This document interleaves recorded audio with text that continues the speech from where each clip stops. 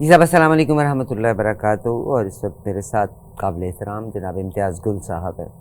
इम्तियाज़ गुल साहब, मैं अक्सर औक़ात आपसे ये कहा है कि मुझे और आपको, हम रोज़ सुबह उठते हैं, कितनी बार आपने सोचा कि अल्लाह मियाँ मेरी आँखें मियाँ मैं देख सकता हूँ, मेरे हाथ हैं मैं चल सकता हूँ, मेरे पाँव हैं, मेरी किडनीज़ सही काम कर रही हैं, मेरा हार्ट सही काम कर रहा है, अल्लाह का शुक्र है मैं छत के नीचे हूँ। तो अब आप सोचेंगे कि ये आरफा कहाँ चली गई इम्तियाज़ गुल से बात लेके। ये वो लोग हैं जो हमारा असासा है, सरमाया है। बहुत शुक्रिया जनाब इम्तियाज़ गुल साहब का कि वो मेरे साथ शामिल हो जाते हैं। मकसद इस प्रोग्राम के सिर्फ यही है कि आपको सही मालूमात फ़राहम की जाएँ। बहुत से लोग अपनी मर्ज़ी की बात सुनना चाहते हैं, हमें कहीं न कहीं किसी के साथ मंसूब कर देते हैं, ऐसी कतई कोई बात नहीं। बाकी rest is up to you, आप इस बात पे बिलीव करें या ना करें। इम्तियाज़ गुल साहब मेरे साथ हैं। रिसेंटली आपको बताया कि वो चाइना से भी होके आए हैं, इंटरनेशनली ट्रैवल भी करते हैं, मुख्तलिफ़ ममालिक की जो लीड्स हैं उनसे मुलाकात भी होती है। तो इम्तियाज़ गुल साहब, सर अस्सलाम वालेकुम, कैसे हैं आप? जी, वालेकुम अस्सलाम। क्या हाल है जनाब? खैरियत से हैं? आपने कब्ल कब्ल इसके कि आप अपनी बंदूक चलाना शुरू कर दें, मैं आपने मुझे याद दिला दिया, जो आपने शुरू में बात की कि सुबह जब उठते हैं, तो शुक्र करते हैं कि हम देख सकते हैं, खड़े हो सकते हैं, हमारे मुख्तलिफ़ बॉडी के अज़ा काम कर रहे हैं, क्योंकि मुझसे ज़्यादा वैल्यू उसकी कोई नहीं जानता। मैं तो दूसरे जहाँ को समझे कि हाथ लगा के अल्लाह ने मुझे वापस भेज दिया। जब शौकत खानम हॉस्पिटल में मेरी सर्जरी हुई, सर्जरी के बाद हालात ख़राब हुए। अब अल्लाह ताला का लाख-लाख शुक्र है कि अपने पाँव पे हूँ, भाग-दौड़ करता हूँ, हाइकिंग भी कर रहा हूँ। तो उसमें शुरू में यही बात हमें शुक्र करना चाहिए, लाख क्या करोड़ शुक्र करना चाहिए, वैल्यू करना चाहिए ज़िंदगी को, और मैनेज करना सीखना चाहिए कि किस तरह आप अच्छी क्वालिटी लाइफ़ गुज़ार सकते हैं। ये सिर्फ वही कि हमारे इर्द-गिर्द जब माँ-बाप होते हैं तब हमको एहसास नहीं होता, बाद में रोने का क्या फ़ायदा। जब नज़र अच्छी थी, जब चलना अच्छा था, अल्लाह का शुक्र करें कि छत है सर के ऊपर और टाँगे पाँव चलते हैं, किसी के मोहताज नहीं, और अल्लाह तबारक व तआला हर एक को मोहताजी की ज़िंदगी से दूर रखे। बहुत सारी सर आपसे बातें करनी है। सबसे पहले तो ज़रा मैं इंटरनेशनल मामलात का तज़किरा करना चाहूँगी, बल्कि अभी जब आपने बात की और शौकत खानम का भी तज़किरा आया, तो मैं सबसे पहले पाकिस्तान की तरफ ही लेके जाना चाहती हूँ कि पाकिस्तान का जो बजट पेश किया गया और बाकायदा इस पे गुफ्तगू-शुनीद हुई। अपोज़िशन ने तो जितने एतराज़ात किए उनको तो मुस्तरद कर दिया गया। इवन JUI ने भी जो सजेशन या एतराज़ात दिए उनको भी इग्नोर कर दिया गया। बट एक चीज़ जो मुझे अच्छी लगी है, अल्लाह का शुक्र है कि उसमें पर्सनल इख्तलाफ नहीं आया, और मैं कोट एंड कोट्स में उसको कवर करूँगी कि पाकिस्तान की तकरीबन 17 ऐसी चीज़ें हैं जिनमें से 107 इदारों को, नॉट 17, 107 पाकिस्तान के वो इदारे जो उन अवाम की वेलफेयर के लिए काम कर रहे हैं, उनको टैक्स से छूट दी। और अल्हम्दुलिल्लाह उसमें ये हमारा शौकत खानम भी आया है, क्योंकि शौकत खानम में या मुख्तलिफ़ इदारों को हम अशख़ास के साथ कर देते हैं, और अपनी पर्सनल एनिमोसिटी पे जब उन इदारों के ऊपर हम कदगन लगाते हैं, तो इसका मकसद है कि हमने बेशुमार लोग जो उन इदारों का फ़ायदा ले रहे हैं उनकी ज़िंदगियों को तंग करके रख दिया है। तो ये तकरीबन 117 ऑर्गेनाइजेशंस हैं या इदारे हैं जिनको टैक्स में छूट दी गई है। पाकिस्तान बार काउंसिल, फौजी foundation, army welfare trust foundation, university Shaukat Khanam, ईदी फाउंडेशन, अशफा ट्रस्ट और शफा आई ट्रस्ट जो है वो भी इसमें शामिल है। इसमें कॉलेज भी है, लम्स भी है, गुलाम इस्हाक़ खान यूनिवर्सिटी को भी टैक्स से इस्तिस्ना दिया गया है।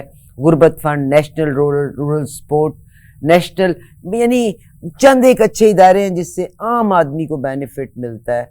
मुझे याद है पाकिस्तान में बेशुमार अच्छी स्कीमें शुरू हुई थी जिसका गरीब आदमी फ़ायदा नहीं ले सका था, अमीरों ने, वो चाहे वो टैक्सी की स्कीम थी या कर्ज़े की स्कीम थी या वो ज़िम्मेदारों के लिए, छोटे ज़िम्मेदारों के लिए थी, तो वो छोटे ज़िम्मेदार तक तो मामला पहुंचा नहीं था, मगर वडेरों ने ही उसका भी बेनिफिट उठा लिया था। मगर अल्हम्दुलिल्लाह इन इदारों को छूट दी गई।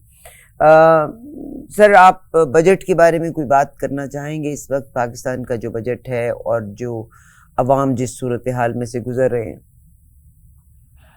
دیکھیے ابتدائی سے یہ کہا جا رہا تھا کہ یہ بجٹ ان لوگوں نے بس صرف اپنے لیے بنایا ہے جو براہ راست یا بالواسطہ طور پہ دعویٰ کرتے ہیں کہ ہم عوام کے ووٹوں پہ منتخب ہو کے آئے ہیں، اور اس کو شروع سے کہا گیا کہ یہ بڑا عوام دشمن ایک بجٹ ہے، اور وہ اس کی بنیادی وجہ یہ تھی کہ گزشتہ 5-6 برسوں کے دوران جس رفتار سے افراط زر میں اضافہ ہوا ہے، یعنی قیمتیں بڑھی ہیں ضروری اشیاء کی، وہ کوئی 60-70% کم از کم قیمتوں میں اضافہ ہوا ہے۔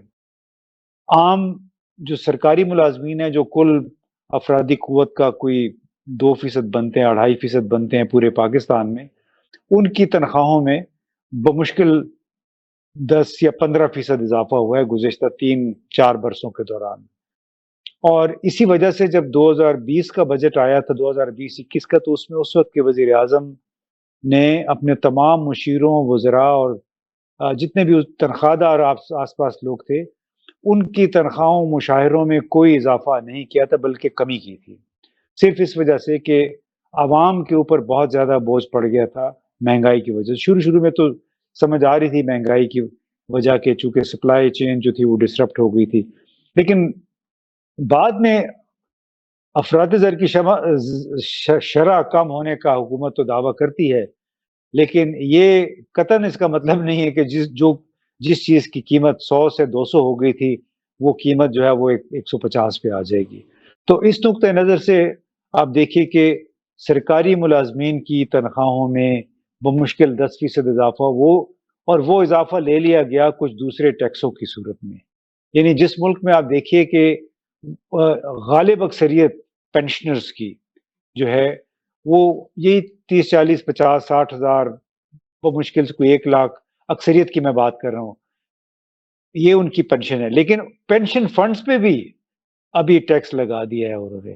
یعنی میں اب ذاتی طور پہ اگر پینشن کے لیے اپنی کوشش کر رہا ہوں تو جو میں جمع کروا رہا ہوں پینشن فنڈ میں، اب اس پہ بھی ٹیکس لگ گیا ہے۔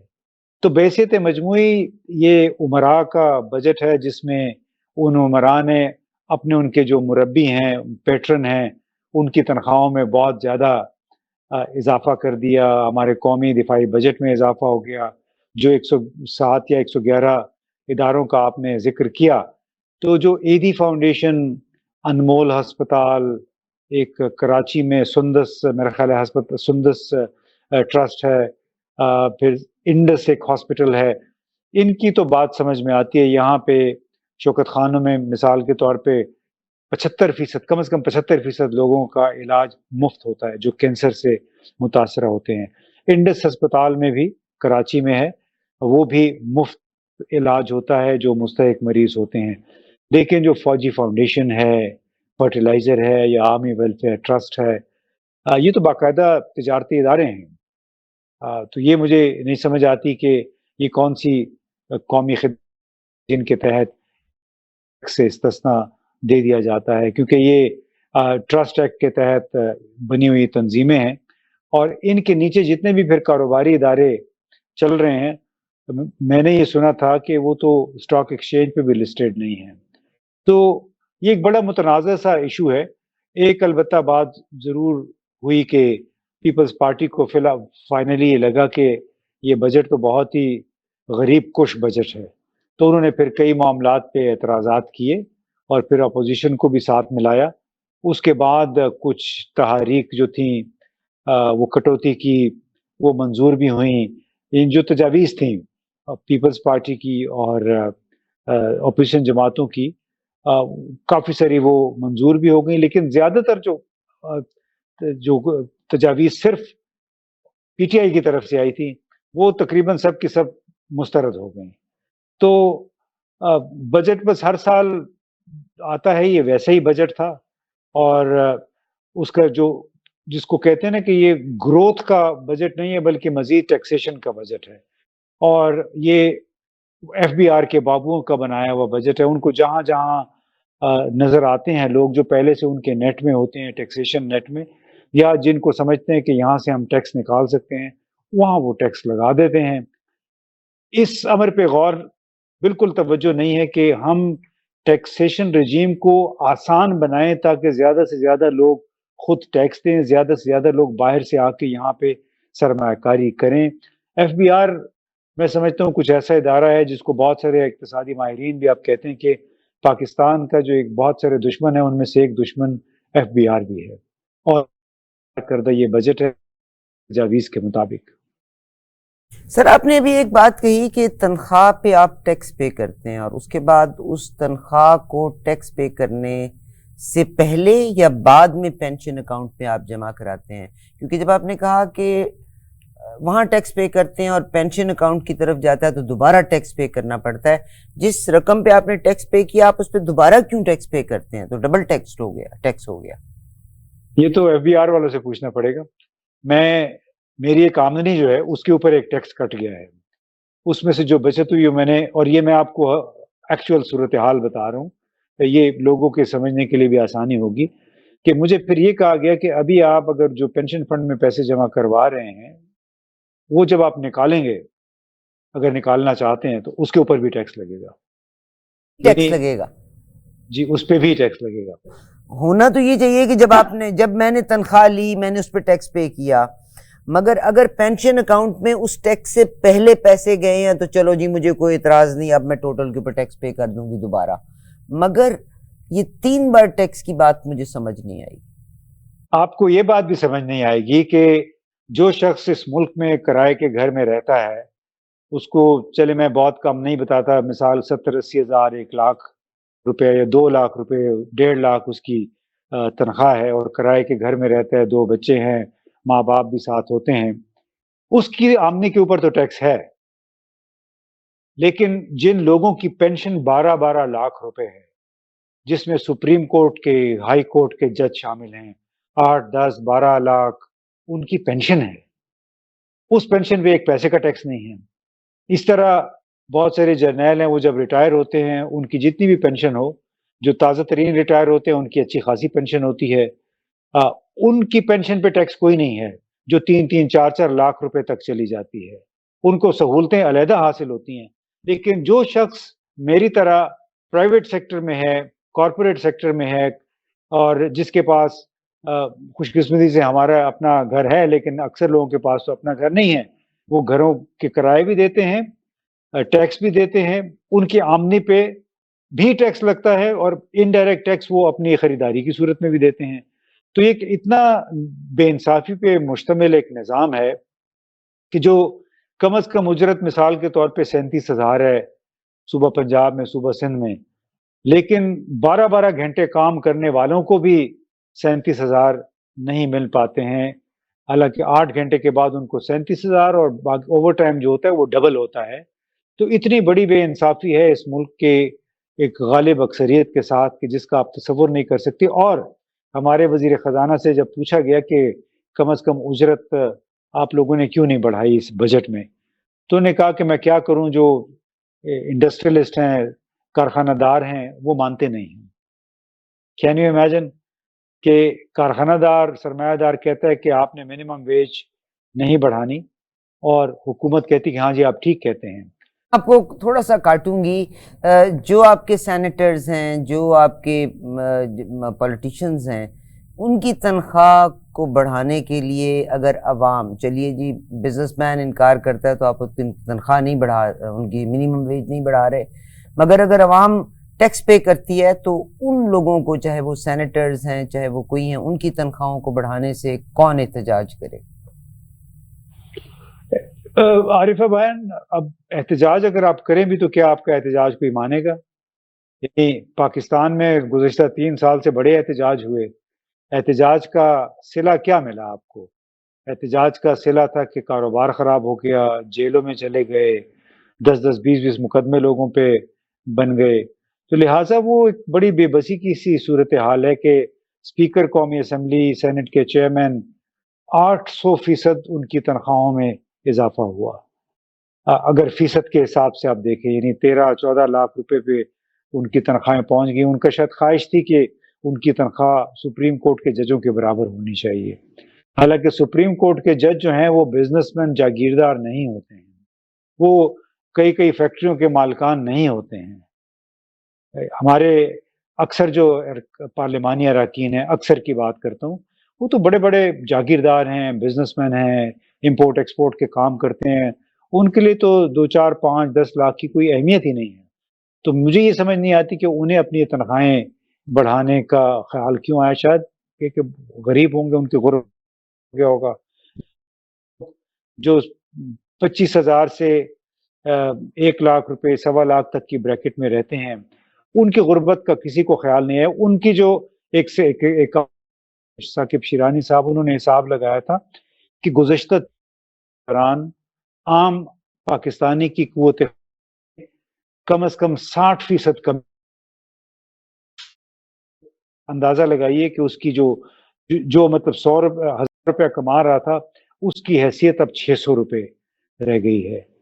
اس کے باوجود کہ آپ کی تنخواہوں میں اجرتوں میں اضافہ نہیں ہوا، کیونکہ سرمایہ دار نہیں مانتا. Thank you sir. اور آپ کی بات بڑی میں کبھی کبھی دیکھتی ہوں کہ آپ کے جتنے لوگ ہیں سارے ایچیسونینز ہیں، کینیڈا میں رہتے ہوئے یہاں پہ جو اچھے اداروں سے جو پڑھے لکھے ہیں، یہ دے پل ایچ ادر اوپر کی طرف. مگر اگر آپ کا پولیٹیشین انڈسٹریلسٹ بھی ہے اور وہ جاگیردار بھی ہے اور وہ پوزیشن میں بھی ہے، تو اس کا تو قصور اس سے زیادہ تو عوام کو ہے نا، جو ووٹ دیتے ہیں ان کو. آپ نہ دیں ان کو ووٹ. ابھی امریکہ کو نہیں، میں آپ کی بات کاٹ رہا ہوں یہاں پہ. اس وقت جتنے بھی ہمارے نمائندے ہیں پارلیمان میں بیٹھے ہیں، ان کی غالب اکثریت کو عوام نے ووٹ نہیں دیے ہیں. ایگری. مگر سر اس سے پہلے تو ووٹ دیتے رہے نا. مثال کے طور پہ I'm not against anybody، Shah Mahmood Qureshi صاحب ہو گئے اور جتنے بھی ہیں شوگر کی فیکٹریاں ہیں، باقی فیکٹریاں لگی ہوئی ہیں، ان کو لاتے تو ووٹ دے کے عوام ہی لے کے آتے تھے. چلیے اس دفعہ فارم 45 47 کا معاملہ آیا کہ انہوں نے مرضی کے لوگوں کو لے کے آئے. ووٹوں پہ مینیپولیشن، انتخابات میں دھاندلی تو ہر الیکشن میں ہوئی ہے. اب تو ہر بندہ مان رہا ہے کہ ہر الیکشن کو مینیپولیٹ کیا گیا ہے اس کے رزلٹ ایک خاص طور سے ترتیب دینے کے لیے. اور 2024 میں تو ایک انتہا ہو گئی.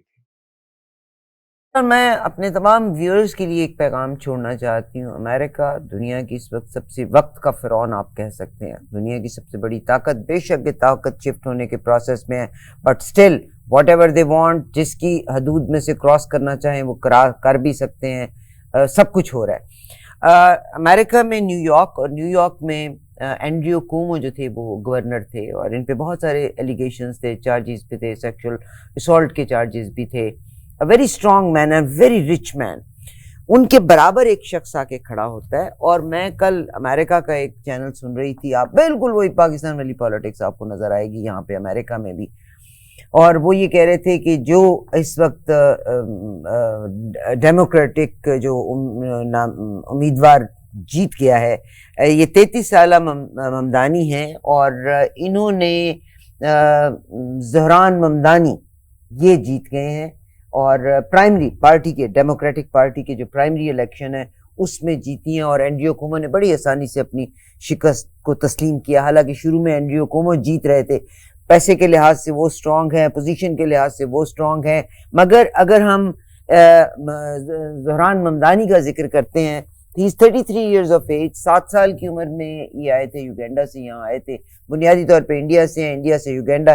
ان کی والدہ جو ہیں وہ بالی ووڈ اور بالی ووڈ کے بعد ہالی ووڈ کی ایک پروڈیوسرز بھی ہیں، بہت ساری فلمیں بھی انہوں نے پروڈیوس کی. مگر دس ینگ مین زہران ممدانی نے بھٹو صاحب والی بات روٹی کپڑا اور مکان سے شروع کی. وہ جو لسنرز پاکستان میں اس پروگرام کو واچ کر رہے ہیں، بڑی حیرت کی بات لگے گی. یس، ان نارتھ امریکہ، ان دا ویسٹ، ہم تو زکوٰۃ کا نظام کی بات کرتے ہیں. یہاں کا نظام کوئی بھوکا نہیں سوتا، بٹ اس کے باوجود یہاں غربت ہے، بہت غربت ہے امریکہ میں بھی. اور اگر نیو یارک کی بات کرتے ہیں، مہا غربت. انہوں نے بالکل اسی چیز کے اوپر سٹینڈ لیا، اور اتنی واضح اکثریت ان کو ملی ہے کیونکہ بے شمار برنی سینڈرز نے ان کا ساتھ دیا، بہت سے لوگوں نے ان کا ساتھ دیا ہے. حالانکہ جو بڑی بڑی آرگنائزیشنز تھیں وہ اینڈریو کومو کے ساتھ تھیں. الٹیمیٹلی صاحب، these are the people who bring the change rather than being on the roads and احتجاج کرنے کے بعد اگر الیکشن کا اختیار ملے تو اس کو استعمال کرتے ہوئے آپ اپنی لیڈرشپ کو چینج کر سکتے ہیں. تو اب اس جیت کے بعد جو زہران ممدانی ہیں، میئر کے الیکشن میں باقاعدہ ڈیموکریٹک پارٹی کے امیدوار منتخب ہو گئے ہیں. اب یہ ڈیموکریٹک ہیں مگر ریپبلکنس کی گورنمنٹ ہے، ان کو شدید اعتراض ہے کہ this man is very unsuitable for this position. تو بہرحال میں تو صرف آپ لوگوں کو یہی کہتی ہوں کہ آپ لوگ ہیں جو ووٹ میں چینج لا کے تبدیلی. لیکن اس پہ جو بہت سارے پاکستانی میں بہت خوش ہوں گے، کیونکہ زہران ممدانی نے تو یہ کہا تھا کہ نریندر مودی از بچر آف گجرات، اور میں اس کے ساتھ کبھی نہیں بیٹھوں گا. نیو یارک نے ان کو جتایا ہے. صرف یہی بات نہیں، اس وقت چلیے نریندر مودی کی بات کو تو آپ چھوڑیے، غزہ کی بات کرنا، آپ کا کوئی ایک مسلمان ملک غزہ کی بات نہیں کر رہا. This man took stand for Gaza as well. بالکل نہیں تو دیکھیں نا، اس سے عام لوگوں کا جو جذبات ہیں وہ ظاہر ہوتے ہیں کہ وہ جس انداز میں جو کچھ غزہ میں ہوا اور اس کے بعد ابھی ایران کے ساتھ ہوا، تو وہ عام آدمی تو وہ نہیں چاہتا تھا. اور اس کا اظہار اب چونکہ امریکہ یا یورپ کے اکثر ممالک میں جو انتخابات ہوتے ہیں بڑے ٹرانسپیرنٹ انداز میں، ایک بڑا اسٹیبلش قسم کا نظام ہے جس کے ذریعے آپ اپنا ووٹ ڈال لیتے ہیں، اور اس میں پھر یہ دھاندلی واندلی کا الزام نہ الزام آتا ہے، نہ دوبارہ انتخابات کی صدا سنائی دیتی ہے، کیونکہ پورا نظام ٹرانسپیرنٹ ہے. لہٰذا جس کو بھی زیادہ ووٹ ملتے ہیں وہ آ کے اپنے اقتدار سنبھال لیتا ہے، چاہے وہ اسٹیٹ میں ہے چاہے وہ ملک کی سطح پہ ہے. تو یہی اس نظام کی خوبصورتی ہے. ہمارے ہاں تو اس نظام کے نام پہ بہت سارے ڈاکے ڈالے گئے ہیں، مسلسل ڈاکے ڈالے گئے ہیں، اور جو لوگ جن کی زیرو ایکسیپٹنس تھی ان کو اقتدار میں لایا جاتا رہا ہے. بلوچستان اس کی سب سے زیادہ درخشاں مثال ہے، جہاں پہ 500,000 ووٹ لے کے لوگ آتے ہیں اور پھر وہ کے چیئرمین بھی بعض اوقات منتخب ہو جاتے ہیں کیونکہ خاص حلقوں کے من پسند لوگ ہوتے ہیں. تو معلوم نہیں اب اس ہمارے ملک میں کیا ہم بس ایسی باتیں کرتے رہیں گے، کیونکہ اگر بھارت کو دیکھ لیں تو بھارت میں بھی ووٹ کا کوئی بہت زیادہ تقدس نہیں رہا ہے. اگر وہاں پہ آپ غیر ہندو اقلیتوں کو دیکھ لیں، جب مسلمانوں کو دیکھ لیں، کرسچنس کو دیکھ لیں، ان کے ساتھ جو جس قسم کا سلوک ہو رہا ہے تو وہ بھی کافی دباؤ میں ہے. اور بنیادی وجہ یہی ہے کہ ایک مخصوص سوچ وہاں پہ مسلط ہے. اسی سوچ کو پارلیمنٹ میں اکثریت حاصل ہے، اور اکثریت کے بل بوتے پہ چاہے وہ ٹرمپ ہے چاہے نریندر مودی ہے، وہ اپنے کام کیے چلے جا رہے ہیں. آپ کا تو سی این این کے ساتھ تعلق بھی رہا ہے، میں اس ڈیٹیل میں جانا نہیں چاہتی، مگر امریکہ کے الیکشن کو فیئر کہتے ہیں، اس میں کوئی شک نہیں امریکہ کا الیکشن فیئر ہے. مگر اے پیک کا آپ کو AIPAC کے بارے میں آپ کو پتہ ہے، امریکہ اسرائیل جو پبلک افیئرز کی ایک کمیٹی ہے جس کے بارے میں کہا جاتا ہے کہ US election shapes American politics, چاہے وہ شیپ کریں جرنلزم کے تھرو، چاہے وہ نیوز پیپرز کے تھرو اس کو شیپ اپ کریں، چاہے، مگر اس میں ایک ملک کی جو کمیٹی ہے اور میوچل رسپیکٹ کے ساتھ. بلکہ ابھی ایران کی طرف میں اب مڑنا چاہتی ہوں کہ ایران کا جو ایپیسوڈ ہوا ہے آپ دیکھ لیجئے گا کہ کتنے پریزیڈنٹ ٹرمپ کے ساتھ جو لوگ ہیں they are funded and supported by this organisation. Even امریکہ کے صدور جو ہیں ان کو بھی سپورٹ کیا ان آرگنائزیشن نے. بہرحال یہ ایک لمبی ڈسکشن ہو جائے گی، مگر جہاں تک آپ نے صرف مہنگائی کے بارے میں بات کی نا، تو مجھے اپنے پروگرام 2-2.5 سال پرانے پروگرام یاد ہیں، یوٹیوب پہ پڑے ہوئے آپ دیکھ بھی سکتے ہیں ان کو، کہ عمران خان صاحب کی جب رجیم چینج ہونے جا رہی تھی اور خواجہ آصف صاحب اور یہ سارے کے سارے بینرز لے کے کہ مہنگائی مہنگائی مہنگائی، تو میں کہتی تھی پھر مہنگائی تو انٹرنیشنل پرابلم ہے. آج بھی اگر اسٹیٹ آف ہارمونز کو بند کرتا ہے ایران تو آپ دیکھیں دنیا میں انفلیشن اور مہنگائی کہاں پہ جاتی ہے. تو مہنگائی تو انٹرنیشنل پرابلم اس وقت چل رہی ہے. تو بہرحال یہی بات کرتے ہوئے میں ایران کی طرف مڑنا چاہتی ہوں. یہ تقریباً 9 دن کا معاملہ تھا اسرائیل اور ایران، اور انٹرنیشنل میڈیا انٹرنیشنلی لوگ اس بات کو اکنالج کر رہے ہیں کہ ایران نے کہیں بھی پہل نہیں کی، مگر ایران کے پاس اپنا ڈیفینڈ کرنا اس کا ضروری تھا. مگر یہی جو اے پیک کے ذریعے جو ممالک ہیں یعنی آپس میں کوآرڈینیشن کے ساتھ جو یہ چلتے ہیں، فنڈڈ لوگ جو چلتے ہیں، وہ کہتے ہیں کہ ہم تم کو ماریں گے بھی اور تم کو بولنے اور تم کو رونے کی بھی اجازت نہیں ہے۔ اچھا، اب جنگ ختم ہوئی، امریکہ نے اپنا اٹیک کر دیا، B-2 بامبرز جاتے ہیں۔ کل ایران نے یہ لفظ کہا ہے کہ ہماری تنصیبات کو کافی نقصان پہنچا ہے، اور آج کی تازہ خبر جو ہے وہ یہ ہے کہ جو ایران نے سویلین جوہری تنصیبات کی تباہی پر امریکہ سے ہرجانہ مانگ لیا اور اقوام متحدہ سے رجوع کیا۔ اقوام متحدہ امریکہ کے کہے پہ چلتی ہے۔ امریکہ یہ کہتا ہے کہ ایران نے رول بیک کر لیا اپنا نیوکلیئر پروگرام، ایران نے آپ کو پتہ ہے NPT سے بھی الگ ہو گیا، جبکہ جو انٹرنیشنل جو نیوکلیئر آرگنائزیشن ہے انہوں نے اس بات پہ تشویش کا اظہار کیا کہ ایران کو رول بیک نہیں کرنا چاہیے تھا۔ یہاں پہ اب آپ کیا فرمائیں گے؟ آج بلکہ امریکہ میں بھی جھگڑا شروع ہوا ہے کہ کوشچن کیا جا رہا ہے کہ ایران کہتا ہے کہ اس نے اپنی جو انرچڈ یورینیم تھا وہاں سے نکال لیا تھا اور ان مراکز کو زیادہ نقصان نہیں پہنچا شروع میں، اور پریزیڈنٹ ٹرمپ کہتے ہیں کہ نقصان پہنچا ہے۔ تو یہ بڑا عجیب و غریب، یعنی اس ویسٹ سے بھی سٹوری کے چار پہلو نظر آ رہے ہیں۔ اب میں چاہتی ہوں کہ آپ اسی کو کور کریں اور اسی پہ کلوز کریں پروگرام۔ دیکھیے، اس میں اب 100% حقیقت کسی کو نہیں معلوم ہے، کچھ دن میں اس کا پتہ چل جائے گا۔ ایک بات بڑی واضح ہے کہ امریکہ نے اطلاع دے کے ایران کی جو 3 پلانٹس ہیں، نٹانز میں، اصفہان میں اور تہران میں، ان پہ حملے کیے، اور وہ اصرار کر رہے ہیں ڈونلڈ ٹرمپ کے ہم نے اس کی کیپیسٹی کو اوبلٹریٹ کر دیا ہے۔ ایران کی کہہ رہے کہ صرف باہر اس کے اوپر جو عمارتیں تھیں ان کو نقصان پہنچا ہے، لیکن اب آپ کہہ رہی ہیں کہ انہوں نے ہرجانہ بھی طلب کر لیا ہے، تو اس کا مطلب ہے کہ آپ کو، اور بلکہ ایران کے ایٹمی عدم پھیلاؤ کے معاہدے سے دستبرداری پر اقوام متحدہ کے جنرل جوہری نگران ادارے نے جو اظہار افسوس کیا، ہم یہ دونوں ہیڈنگز آپ کو دکھا دیتے ہیں۔ جی بالکل، یہ دکھائیے۔ اور اس میں ایران کو بہرحال نقصان ہوا 11-12 دن کی جنگ میں، کیونکہ ٹیکنالوجیکلی تو بے بس تھے، ان کی ایئر فورس بھی نہیں تھی، لہٰذا وہ فضاؤں میں مقابلہ نہیں کر سکتے تھے۔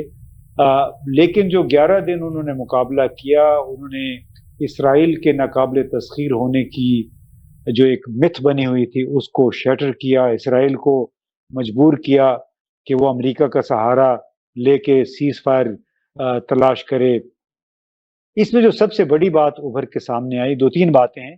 ایک تو یہ کہ ایران کے سپریم لیڈر آیت اللہ خامنہئی نے آج بھی تازہ ترین جو بیان دیا ہے کہ ایرانی قوم کبھی بھی سرنڈر نہیں کرتی، اور حالانکہ ڈونلڈ ٹرمپ نے یہ کہہ دیا تھا کہ انہیں سرنڈر کر دینا چاہیے، تو وہ ڈٹے رہے امریکی حملوں کی دھمکی اور پھر امریکی حملے ہونے کے باوجود۔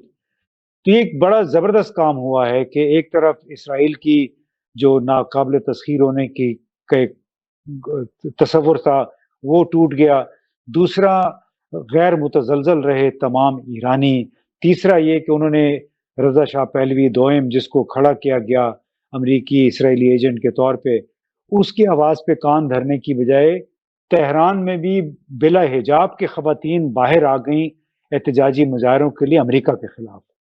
تو ایک بڑی نئی ڈائنامک بنی۔ چوتھا اس کا پہلو یہ تھا کہ انڈیا کی بڑی سبکی ہوئی، اور اس پہ میرا خیال ہمیں پروگرام ختم کرنا چاہیے۔ ایک بڑی اچھی یہ ڈیولپمنٹ تھی کہ انڈیا نے بالواسطہ طور پہ ایران کا ساتھ نہیں دیا بلکہ اسرائیل کا وہ ساتھ رہا۔ اب اس کا نتیجہ کیا نکلا؟ کل اسرائیل نئی دلی میں ایرانین ایمبیسی نے ایک سٹیٹمنٹ جاری کیا، اور اس میں انہوں نے کہا کہ ہم کے تمام معزز شہری کی جماعتوں اور جو سول سوسائٹی کے نمائندگان ہیں ان کا تہ دل سے شکریہ ادا کرتے ہیں کہ وہ ہمارے ساتھ کھڑے رہے ہیں۔ اس سٹیٹمنٹ میں انڈیا کا ذکر نہیں ہوا، یعنی اس کی حکومت کا ذکر نہیں کیا ایرانی سفارت خانے نے۔ اس کے برعکس آج یعنی جمعرات کی صبح یہاں پہ اسلام آباد میں ایرانی سفیر نے ایک بیان جاری کیا اور اس نے کہا کہ میں تمام پاکستانی قوم، تمام پاکستانی حکومت اور عوام کا ہم شکریہ ادا کرتے ہیں کہ وہ اس مشکل وقت میں ہمارے ساتھ کھڑے رہے ہیں۔ تو یہ 4-5 جو باتیں میں نے اس لیے گنائی کہ موجودہ حالات میں بھارت کو بڑی سبکی کا سامنا کرنا پڑا، اور پاکستان کا جو ایک بین الاقوامی امیج تھا وہ خاصی حد تک بین الاقوامی سطح پہ بہتر ہوا۔ انڈیا کو سبکی ہوئی، ایران اس سے نالاں ہو گیا ہے، اور اب آج جو تازہ ترین ایک اور واقعہ یہ تھا کہ چنگ ڈاؤ ایک چین کا شہر ہے، وہاں پہ ایس سی او اور شنگھائی کوآپریشن آرگنائزیشن کے وزرائے دفاع کی کانفرنس تھی، اس کے اعلانیے میں بلوچستان میں ہونے والی دہشت گردی کا ذکر آیا۔ اس پہ راجناتھ سنگھ جو کہ بھارتی وزیر دفاع ہیں وہ ناراض ہو گئے کہ اعلانیے میں یہ بات نہیں جائے گی، اس میں پہلگام کا ذکر کیوں نہیں ہے؟ تو باقی ملکوں نے کہا کہ بھئی پہلگام کا کوئی ایویڈنس نہیں ہے، جبکہ بڑی ڈاکیومنٹڈ چیز موجود ہے کہ بلوچستان میں کس طرح تخریب کاری یا دہشت گردی ہو رہی ہے۔ تو بھارت کے اعتراض کے باوجود وہ اعلانیہ باقی 9 ملکوں نے جاری کر دیا۔ تو ایران اسرائیل کی جو جنگ ہوئی ہے اس کا ایک بہت بڑا جو نتیجہ نکلا ہے کہ اسٹریٹجک ری الائنمنٹ ہو رہی ہے، اس میں ایران سرنڈر کرنے کی بجائے کھڑا رہا، نقصان وہاں کافی ہوا ہے، لیکن اس کی وجہ سے ایران کے لیے پاکستان کی سپورٹ، چین کی سپورٹ، روس کی سپورٹ وہ میرا خیال ہے کافی بڑھ گئی ہے، اور یہ 4-5 ملک مل کے اب میں سمجھتا ہوں کہ اس سپیس کو کیپچر کرنے کی کوشش کریں گے جو کہ انڈیا کی سبکی کی صورت میں برآمد ہوا ہے، کیونکہ ایران کے ساتھ اب اس کے شاید اس طرح کے تعلقات نہیں رہیں گے۔ میں اب شارٹ اور میڈیم ٹرم کی بات کروں، لانگ ٹرم میں تو دیکھیں آپ انڈیا کو نظر انداز نہیں کر سکتے نا، بہت بڑا ملک ہے، بہت بڑی اکانومی ہے، وہ اپنی پوزیشن پہ نظر ثانی کریں گے تو ہو سکتا ہے دوبارہ ان کے تانے بانے جڑ جائیں ایران کے ساتھ، چین کے ساتھ، روس کے ساتھ۔ بہت شکریہ سر۔ دنیا کی صورتحال، اور ایران نے بڑی غلطی کی تھی، انڈیا نے بڑا انویسٹ بھی کیا تھا ایران پہ اور افغانستان پہ، اور پاکستان کی جو بلوچستان کا ایریا ہے اس میں جتنے مسائل ہیں، ابھی کل بھی انہوں نے بہت سے لوگوں کو پکڑا ہے جو سپائنگ کرنے کے لیے آتے تھے، چاہے وہ افغانستان سے انٹر ہوں چاہے وہ ایران سے انٹر ہوں، مگر ایران نے بہت کاؤنٹ کیا تھا۔ یعنی انہوں نے آپ سوچئے گا کہ جو سپائز تھے موساد کے، انہوں نے اتنی بھاری مشینری کو اسمگل کیا ان ایران ٹو میک دوز، مطلب کہیں نہ کہیں ان کی انٹیلیجنس کا فیلئر تو بہت بڑا ہے نا سر؟ نہیں، ان کی انٹیلیجنس تو بڑے برے طریقے سے فیل ہوئی نا جی، اس لیے کہ وہ تو تہران کے وسط میں انہوں نے انڈر گراؤنڈ ورک شاپیں بنائی ہوئی تھیں، حالانکہ دسمبر 2024 میں ایرانین انٹیلیجنس ایجنسی نے اعلان کیا تھا کہ ہمیں ٹپ آف ملے تھے، یعنی ٹپ کے لوگوں نے ہمیں بتایا تھا، مخبری کی تھی، اس کی بنیاد پہ ہم نے ملک کے اندر اور ملک سے باہر مختلف خلیجی ممالک میں آپریشن کر کے ایران کے خلاف سرگرمی میں مصروف موساد کے ایجنٹس کا ہم نے صفایا کر دیا ہے۔ یہ دسمبر 2024 میں انہوں نے اعلان کیا تھا، لیکن آپ دیکھیں کہ ابھی تک بتایا جا رہا ہے کہ کم از کم 700 افراد کو گزشتہ 12-13 دن کے دوران گرفتار کیا گیا، ان میں سے 3 کو کل پھانسی بھی دی گئی ہے، 28 کے کیسز ابھی خصوصی عدالتوں میں پڑے ہوئے ہیں، ان کے خلاف بھی میرا خیال ہے جلد ہی سزا سنا دی جائے گی۔ تو اس ایران کو اندر سے بہت زیادہ نقصان پہنچا، اپنے لوگوں کی وجہ سے، انڈینز کی وجہ سے، افغان وہاں پہ لوگ موجود تھے جو مہاجرین کی صورت میں رہ رہے تھے، تو انٹیلیجنس ان کی کافی ان کو دھچکا لگا۔ اب ختم کیجئے گا، کیا ایران نے رول بیک اگر اپنا پروجیکٹ کر لیا ہے نیوکس کا، تو ڈو یو تھنک یہ بھی نیوٹرلائز ہو گیا like Libya, like other countries جنہوں نے اپنے پروگرامز کو منسوخ کر دیا، یا کیا نظر آتا ہے آپ کو فیوچر میں؟ نہیں دیکھیں جی، وہ ایران چونکہ شام نہیں ہے، ایران عراق نہیں ہے، اس کے ساتھ 2-3 بڑے ملک کھڑے ہیں، پھر پاکستان چونکہ کھڑا کون کھڑا ہے اس پورے کے پورے ایپیسوڈ میں؟ کوئی تھا ہی نہیں اس کے ساتھ. کہنے کو رشیا ہے، چائنا ہے، مگر ایران واز آل الون. نہیں لیکن آپ کو کیا معلوم کہ اس کو جتنا اسلحہ انہوں نے، جتنے میزائل استعمال کیے انہوں نے، کیا انہوں نے سارے اپنے تو نہیں بنائے ہوئے تھے نا. کئی باتیں ہوتی ہیں وہ سامنے نہیں آتی. در پردہ انہوں نے بہت مدد کی جتنی وہ کر سکتے تھے. پاکستان کی طرف سے بھی کافی مدد ہو گئی، حالانکہ اوپر سے کہا گیا تھا کہ آپ نے ایران کو بالکل کھلا چھوڑ دینا ہے، سرحدیں آپ نے بند کر دینی ہیں.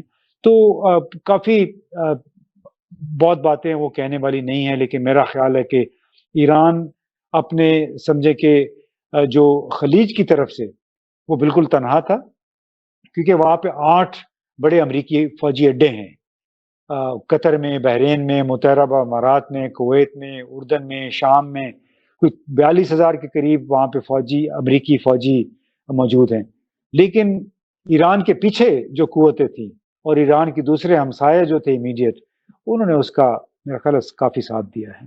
اور اس کی وجہ دیا جی، اور اس کی وجہ سے میں سمجھتا ہوں کہ ایران جو ہے اس کا وہ حشر نہیں ہوگا جو دوسرے ملکوں کا ہوا، یا جس کی توقع کرتے ہوئے اسرائیل نے اس پہ حملہ کر دیا تھا. ہوا بہت بہتر ہوا. اور محرم کا مہینہ یقیناً احترام کا مہینہ. ایک تو جنگ الحمدللہ رک گئی، نمبر 2 بہت سے ہمارے شیعہ بھائی بہنوں نے اپنی عبادات کے سلسلے میں ٹریول بھی کرنا تھا. الحمدللہ ہمارے سال کی ابتدا بھی ہے اور یہ محرم کا مہینہ. تو بہرحال بہت شکریہ سر آپ کا. اینی ادر بس لاسٹ میسیج؟ اور بہت شکریہ میری طرف سے. خدا حافظ. نہیں بس چلیں، بہت بہت شکریہ جی. Thank you very much. میری آپ تمام لوگوں سے ریکویسٹ ہے کہ یس، دنیا کے حالات بس ایسے ہی ہیں. کوشش کریں کہ ہم ایک وطن کے لیے کام کر سکیں. آمین ثم آمین. میری آپ تمام سے ایک اور ریکویسٹ یہ ہے کہ فیک مت دیکھیے، فیک پہ مت بلیو کیجیے گا. اس وقت دنیا میں میجورٹی چیزیں آپ کو فیک نظر آتی ہیں. اور ظلم یہ ہے کہ جیسے نشہ بیچنے والے جب نشہ بیچتے ہیں تو وہ یہ محسوس نہیں کرتے کہ میرا اپنا بچہ بھی اس نشے کا شکار ہو جائے گا. Smugglers, dance, they don't care. Same way وہ لوگ جو جھوٹی خبریں پھیلاتے ہیں وہ یہ احساس نہیں کرتے کہ کتنا برا ہے کہ اگر آپ کسی چیز کے لیے غلط افواہ پھیلا رہے ہیں. بہرحال ابھی دیجیے اجازت، انشاءاللہ اگلے پروگرام میں پھر ملاقات ہوگی. خدا حافظ.